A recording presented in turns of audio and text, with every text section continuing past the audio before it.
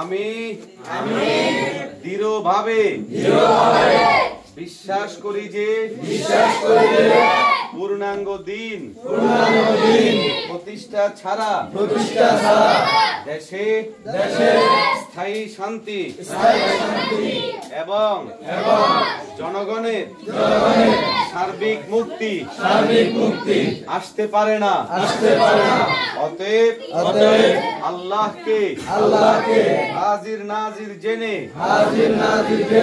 ওয়াদা করছি যে আমি ইসলামী আন্দোলন বাংলাদেশে শরীক হয়ে জান ও মাল দিয়ে আন্দোলনের সার্বিক সহযোগিতা এবং যাবতীয় নিয়ম শৃঙ্খলা মেনে চলার চেষ্টা করব ইনশাআল্লাহ। আল্লাহ তাআলা আমাকে এই ওয়াদা পালনের তৌফিক দান করুন। লিল্লাহি তাকবীর।